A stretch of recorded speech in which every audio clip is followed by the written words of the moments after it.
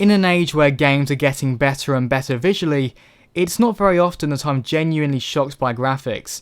Sure, I've been impressed by the visuals in recent games such as Call of Duty Advanced Warfare, and even Assassin's Creed Unity if you disregard the lackluster performance.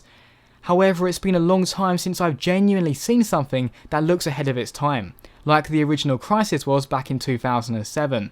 But now, Far Cry 4 has managed to reach a point of visual fidelity that is not only unparalleled among other open world games, but also pretty much every genre of game out there. Far Cry 4 achieves this both on a technical level as well as an artistic one. Although the environment is aiming to be as realistic as possible, there is something surreally beautiful about the natural world. Few games manage to capture the majesty of nature in this way. I would argue that Skyrim and even the previous Far Cry games did a good job of this, but this is just on a whole new level.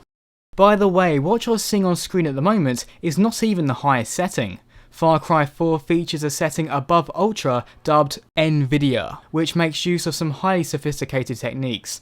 However, as you can likely imagine, only the absolute most cutting edge PCs are going to be able to play the game at this setting at a decent, respectable frame rate. This spectacular visual quality does have one drawback though, at least on the PC platform anyway.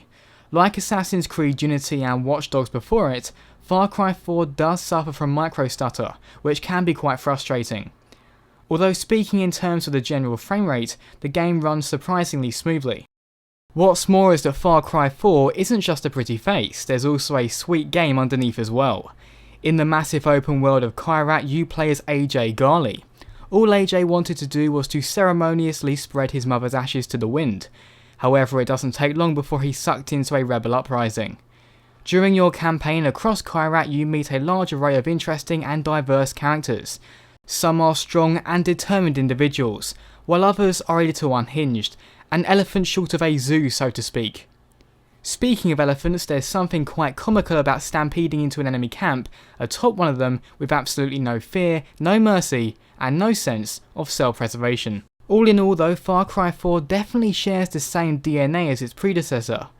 Fans of Far Cry 3 will instantly recognise many familiar gameplay elements, while some are going to love the fact that the awesome mechanics from Far Cry 3 are making a return, others may feel a lack of diversity.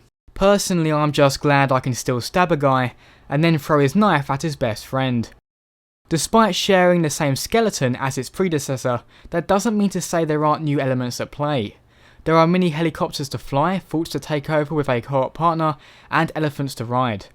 Some might call Far Cry 4 little more than a facelift, but if that is true, then the surgeon has done a damn good job.